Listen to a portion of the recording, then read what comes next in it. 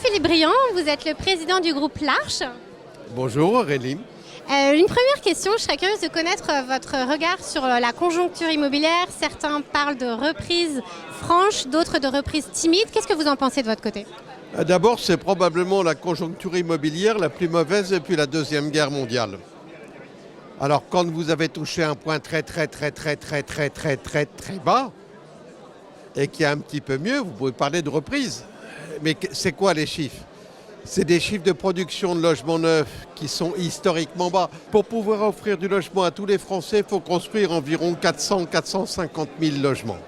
Bercy dit moins, mais avec la même exactitude qu'ils se sont trompés sur le déficit. Donc on ne va pas retenir les chiffres de Bercy, ce sont des incapables dans toute évaluation. Donc il nous manque environ 200 000 logements par an. La preuve, c'est que depuis 2 ans, environ 15 à 18% des jeunes Français qui ont réussi Parcoursup, c'est quelque chose que de réussir Parcoursup, renoncent à leurs études parce qu'ils ne trouvent pas de logement. Que les femmes qui veulent divorcer d'hommes qui peuvent être désagréables ou violents ne peuvent pas trouver de logement. Que les gens en mutation ne trouvent pas de logement. Que les emplois qui sont des emplois petits, caissières de supermarché, n'ont pas les moyens de trouver un logement adapté, dorment dans leur voiture. À part ça, les statistiques de Bercy, on s'en moque. Est-ce que vous comptez encore sur les pouvoirs publics pour relancer le marché et trouver des solutions pour ces personnes-là ? Je pense que les pouvoirs publics sont aujourd'hui dans une situation d'échec que l'on a rarement connue. Ce ne sont qu'une suite d'erreurs, d'appréciations. Un détail, la fiscalité. Les impôts dans les collectivités territoriales ont doublé en 3 ans. En plus, on vous plafonne le loyer. Il n'y a plus de rentabilité, donc plus personne n'investit dans le logement. Et on s'étonne, on se pose des questions. En fait, nous sommes dans une république d'apprentis. Aujourd'hui, la vie politique française est faite de femmes et d'hommes qui sont devenus députés en répondant à un site internet dans lequel on vous demandait vos qualités, on choisissait, il fallait autant de femmes que d'hommes, il fallait mixer les âges, etc. Mais pas les connaissances, pas le parcours territorial de l'élection. Aujourd'hui, on a ce que l'on mérite. En fait, le monde politique est un monde d'apprentis. Et on ne fait pas un chef-d'œuvre avec des apprentis. Avec quelles mesures peut-on aujourd'hui aider les investisseurs du parc privé ? C'est la réforme fiscale. Comment est-ce que vous acceptez que dans une ville, je ne vais pas en citer parce qu'on va dénoncer personne, on puisse en 3 ans doubler l'impôt foncier et bloquer l'augmentation de loyer?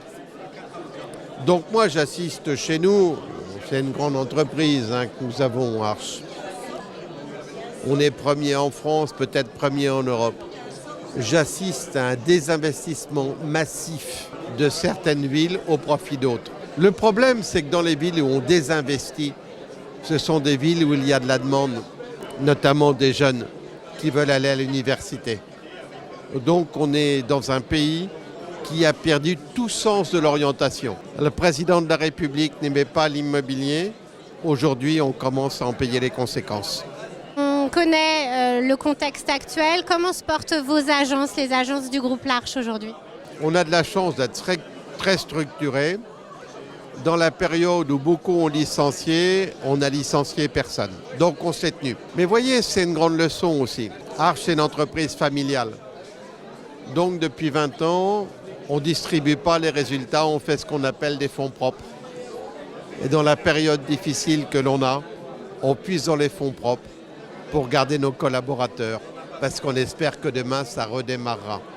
C'est une grande leçon sur le capitalisme aussi, dans ces sociétés qui privilégient les fonds étrangers, les fonds de pension. Ils ont tous licencié, les grands promoteurs ont tous licencié. Nous, on a conservé nos collaborateurs, parce que si on est devenu ce qu'on est devenu, c'est grâce à eux. Alors aujourd'hui, on leur redonne ce qu'ils nous ont donné pendant toute leur vie.